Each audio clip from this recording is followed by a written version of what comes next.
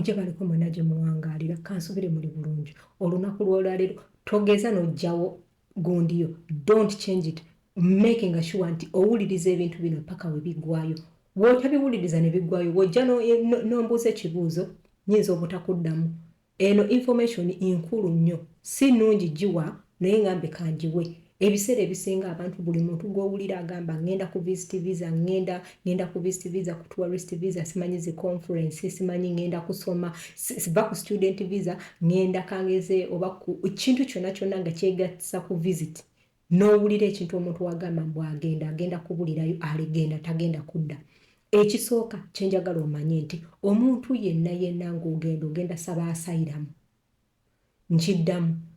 sikugamba genda kikola naye ngenda kuwa ebintu bisatu ebisobola okuyambako nga gwolowooza bw'oba okigambye omuntu osobola okuyitamu n'ofuna obutuuze oba n'ofuna empapula wuliriza tovaawo wuliriza paka ku ende ekisooka ky'olina okukola credibility olina okulaga omulamuzi nti ebintu byenjogera mbirinako obukakafu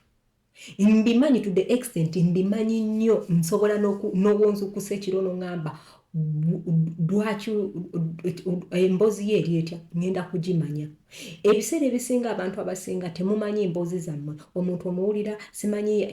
yagize batya yatambudde atya yagenze atya bannange mumanyi emboozi omwere ng'ogimanyi ng'osobola ogiwulira n'ogamba bankwata nga bwe ruti olunaku ki oba okitegedde lunaku ki we baakukwata oba okitegeera kubanga ng'olina okubeera ng'omanyi everything mu details ng'omuntu agamba mpozi zaali essaawa mmeka muno ezaali ssaawa 6 ate tugamba ssaawa 6 enkeera ogambe essaawa 3 oba okitegeera olina okumanya olugendo olwo nti munnange bankwata nga nkola bwenti ne bwenti ne bwenti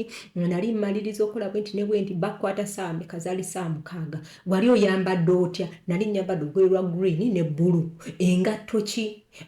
baali bantu bameka wo explaining commotion yali awo wonna yali etya okitegeera oba olina okuexplaining ebintu byo kyekintu ekisooka okubanga omanye olugerero okuva lwatandikira paka lwakola ki werugwawo ekintu ekyokubiri kiri nti gwe nga gwe olina proof eziraga olina evidence eziraga nti no bakukwata ojja kukanya kubyogera weekabya obuziga biki nga you don't have proof you have to be with the proof olina police report olina medical report nti we bankwata bati ne bati nina medical report ogirina oba okitegedde oba just omala gayogera amawulire gakubako wemanga amawulire gakubako New Vision Bukede TV biki ku TikTok bakukubako byonna olina okubireeta n'obiraga omulamuzi oyo n'agamba bambi omuntu ono bamukuba nga gyebiri togeza n'ogamba amawulire kubanga bajja gakebera nga munnange toliimu weereetera obuzibu obw'amaanyi egenda okuba deportation oba okitegeera kansubire ekyo nakyo mukitegedde nti ebiseera ebisinga abannayuganda abasinga mumala googera n'ogamba oli n'agamba nti baneetuuka wali okaabe beera ne proof we baba bakuba beera ne proof nti bankuba we baba nga bakola ki gwe beera nakyo oba okitegedde ekiraga omuntu oyo nti munnange omuntu ono bakola bati ne bati olina police bondi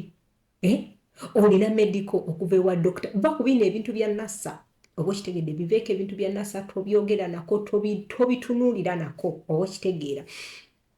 kati bw'omala awo bw'obanga olina ebifaananyi nabyo birage ebifaananyi bwe biti kino bwe kiti ezo ze bayita evidence ebyo bagambe bimeka ebyo tuli ku 2 ekyokusatu ekikyasinzeeyo ddala gundi atoniwo oba omulamuzi oba omuntu agenda okubuuza ebibuuzo agenda kubuuza lwaki ovudde mu nsi yo n'ojja mwene ensi lwaki reason as to why you left your country and come here awajja tagali kubanga abantu abasinga mujja kujja mugambe bannange nze navuddeyo Uganda kubanga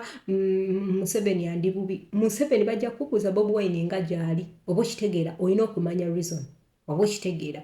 nti bw'obanga okyogedde bwekito olina okubeera ne proof ekulaga nti yes in relocating nze kubanga obulamu bwange badde mu matiga in most cases bayinza okugamba lwaki babanga bakugobye mu Kampala lwaki togenze eggulu olina okuba ne reason as to why kubanga bajja kubuuza oba okitegedde which means gundi yo yonna wonoogamba bino bya family wrangles ojja kuleetera nti bwe baba bakugobye e Masaka lwaki togenze e Masindi oba okitegeera kati oba olina okubeera omwegendereza awo lwaki reason eyo oba okitegeera kubanga in most cases basobola n'okugamba lwaki bwebanga Uganda yonna ekulemye lwaki togenze Kenya lwaki ozze wano oba lwaki bw'oba nga kangezemu abaatambulako ne mugenda mu nsi z'Abawarabu bajja kubuuza lwaki togenze mu nsi y'Abawarabu n'obeera eyo oba okitegeera so mubeere beegendereza nnyo nga mukola ki nga mu answering ebintu ebyo nga tonava waka agamba nti munnange Bulaaya ennemye ebikibo ebyo kubanga kijja kulabika bubi nnyo igwe otuuke wano eno bakudipoting oddeyo abantu bewako bagambye okubya embeekuulo bananga mugowingi kyawo bayi biki ogenze bakudipoting okomewo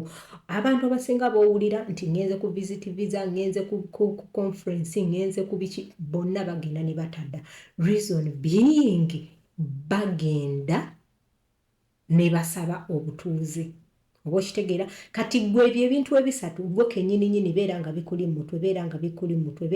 mu mutwe ekisooka nagambye credibility ekyokubiri nagambye proof oba evidence ekulaga ekyokusatu nenkugamba the reason as to why you are relocating oba okitegedde mbagala nyo bannayuganda mukama bankumire watchinga video eno gisharingira omuntu yenna asuubira okutambula ayagala okutambula agenda oba anaalowooza okuba nga atambula I love you all mukama bankumire mwena bagenda okulaba video eno mugimaleyo